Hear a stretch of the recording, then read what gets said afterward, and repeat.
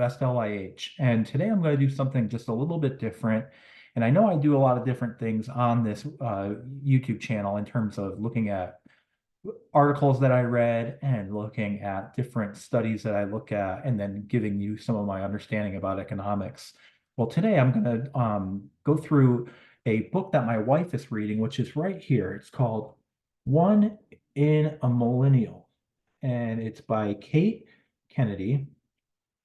And the reason I want to do this is because a lot of you know that previous to me moving to Lynchburg, I owned a brick and mortar business out in Dallas, Texas area, and it was a cookie shop with my wife. And we started it from concept to opening the doors within 1 year, sourced all the funding, and we were able to run that for about 9 months until we realized, this is not for us. There's a lot of people out there that have read the book, The E-Myth, and there's also a lot of people out there who have discussed different things about businesses, and they're like, oh, well, you have to own a business in order to become truly wealthy. And that is not always the case. And I have a couple of things that I want to share. So I'm going to share my screen here because I want to take a quick look. I'm going to read something, and then I'm going to kind of draw out what's going on with this book. So this was from the book, and I'm just going to read it to you guys real quick. Thinking back to me doing press early on is concerning. I had no idea what I was doing, yet I was being treated like, the beginning of entrepreneurial excellence. I'm sure that I was like, she believed she could, or I'm sure I was like the she believed she could do it talk Barbie, repeating the same four phrases about women in business that you would have heard over and over again in the 2010s.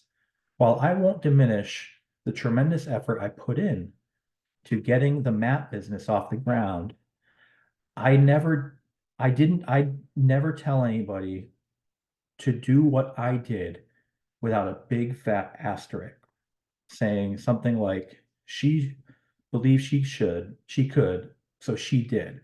But also go outside and just believing in herself, she also had a lot of time on her hands, a college education, a financial safety net, and faced minimal systemic barriers along the way, having a boyfriend who was splitting her rent.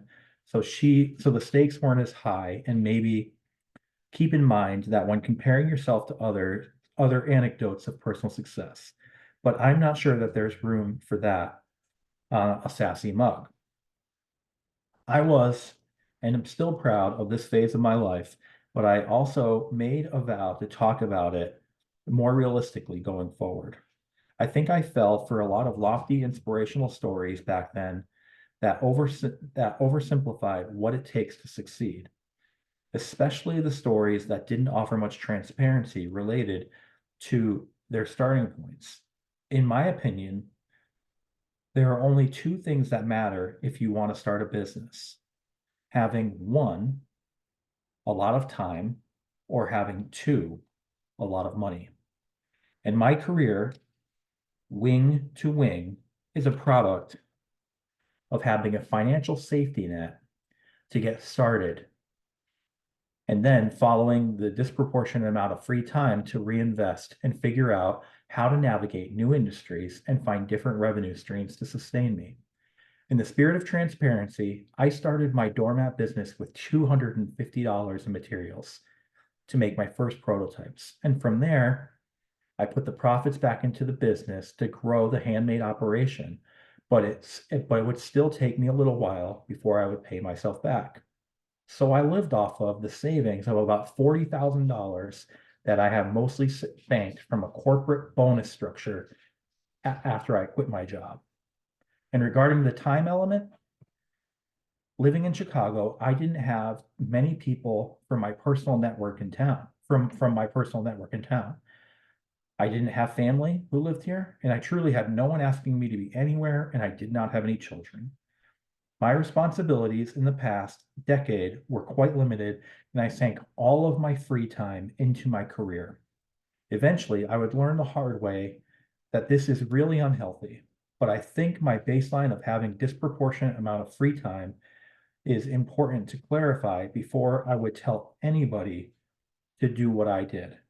If you have money or you can get funding, you can pay experts to make money more faster or faster than you, and you don't need to, and you don't need to be self-taught. But most people aren't in that position. When people say it's about things like hard work, grit, ambition, and etc., there's true to a degree. But entrepreneurs who share their inspirational stories often don't realize their lives are not like most people's, and they aren't providing the full picture of what actually drives growth. In my opinion, if you're following someone else's blueprint, it's important to understand how much you can about their baseline. And what this means is, did they have easy access to capital? Did they have a network? Did they have relevant mentors? Did they have any systemic obstacles? Or are they in good health? Do they have available health care, child care, among other things that affect people's abilities to have more time and have more money? Not matching someone's personal situation doesn't mean that you cannot do it. It just means that you need to be aware of the role certain advantages play when you're incurring personal financial risk, because the outcome may not always be as straightforward as someone as the people selling it. So here's the thing, okay?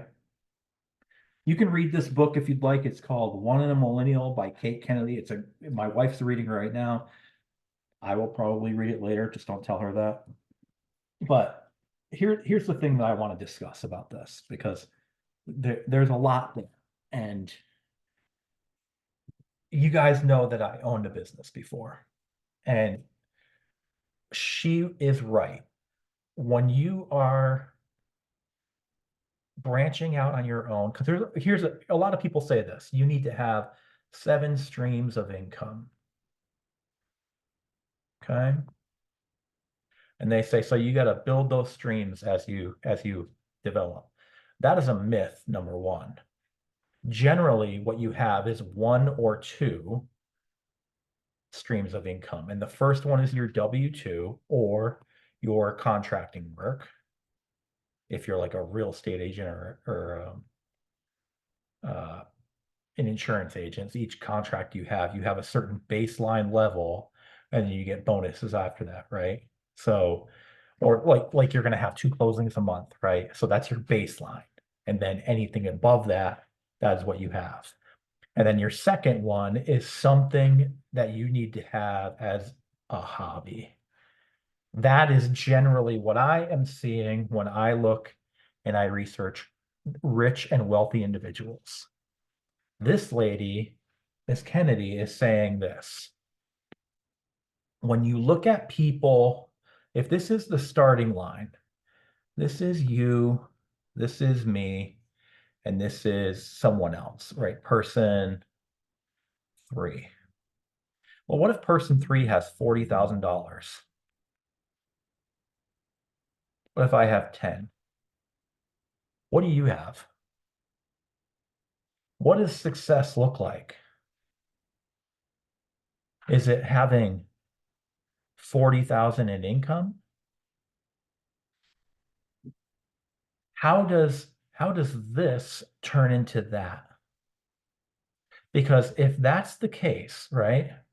And this person number 3 has this amount to use, and you're trying to go from here to here, can you see the issues that happen there? I do Invest LYH in my spare time. Do you guys know that I am working a full-time W-2, that I'm in a graduate program, that I teach econ on the side? What did she say somebody had to have in order to have success in a business? She said this or time.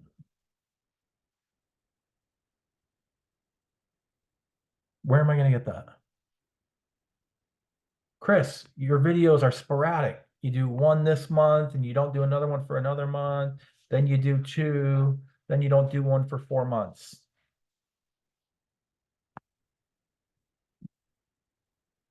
Guys, I understand this aspect because with my time, I am trading it for improvements over here. So now I'm going to have this coming in. And then when I build my once I get my certain certification, I'm going to have this coming in. So now I'm starting from here trying to go to here. Time and money is something you need in order to do what? What did she say? In order to be able to hit those revenue streams that are going to allow you to reach your goal faster. And a lot of times, what you guys are doing is you're playing the role of three individuals, right? Well, what if you got rid of this and you had a guy over here, right? Somebody over here and somebody over here. Well, that takes this. And here's the other thing. It's kind of a last point to think about. What is correct or think about this phrase that we have all heard, right?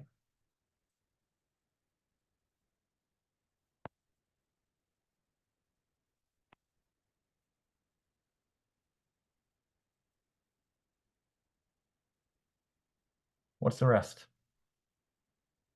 Let's write it in red.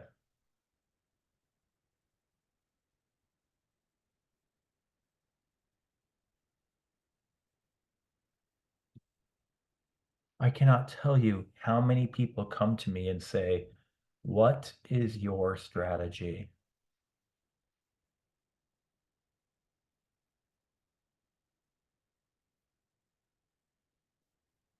I can tell them till they're blue in their face. They do not have, they're starting right here to try to get to my strategy. I'm here. I'm looking at the end goal. You guys have choices to make in life. And when you think about business in general, and you guys have different things to, in economics, we call it an opportunity cost. What that means is when you come up to a fork in the road, it's not just a fork, because that's one decision, that's two decisions. There's also a third decision, and that's to stay here. Generally, what happens is you can come up to an area where a decision needs to be made, and you have to rank them. This is my number one choice. This is my number two choice, 3, 4, and 5. If you choose to do one, you also choose not to do the others. The time that you spend on something matters. Time and money, that's what it takes to build a business.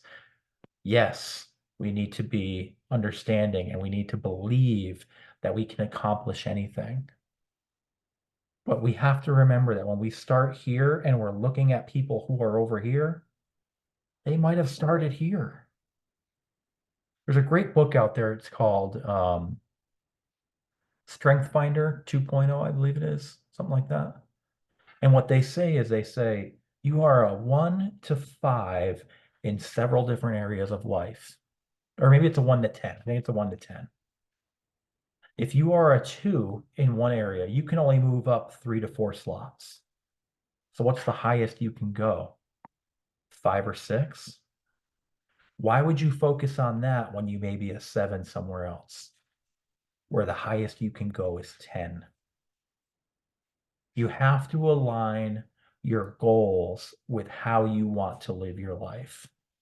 Why do you guys think that I'm studying for a PhD and teaching economics? I learn when I do my econ courses, What I'm learning is the basics of supply and demand functions which serve customer needs. Isn't that what a house does? Doesn't it supply a need for a customer?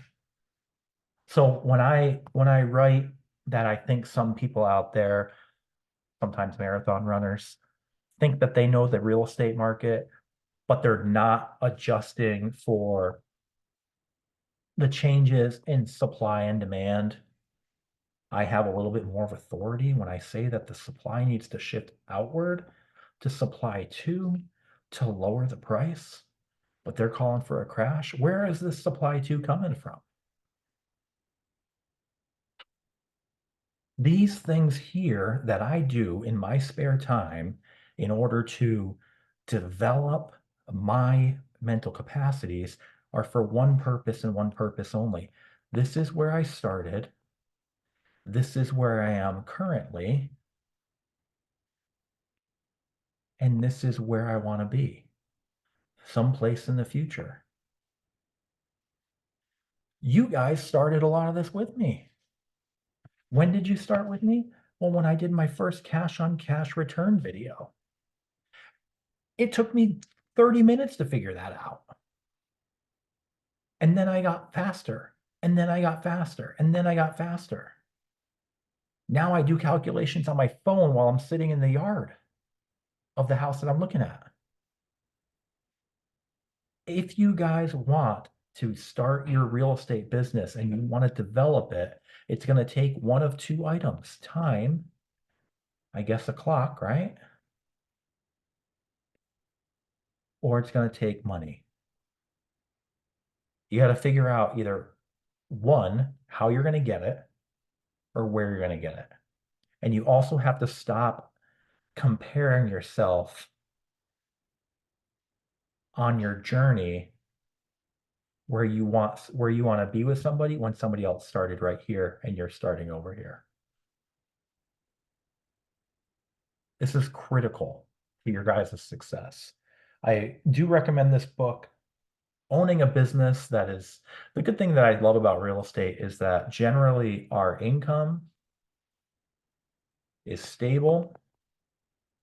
When I ran a cookie shop, I didn't know how much money we were going to earn each day. We had assumptions and we had projections. They didn't always meet the projections. I do remember one day we earned a ton of money and I was like, wow, that would be awesome if we had that every day. I mean, with real estate, you generally have a stable amount of income from your lease beginning to your lease end. In many other brick and mortar businesses, it can be like this. Then you have to average it out. Now, this is why I did not like this business. Look at those valleys. I didn't know when this point was going to come back again. Anyway, I just thought I'd share this. A little bit of a long video. I do appreciate you guys watching. And just real quick, one last look at the book here. You guys want to read it? One in a Millionaire. You can't get it at the Lynchburg Library because we have it. Borrow before you buy. That's the tip. If you guys have questions, please let me know.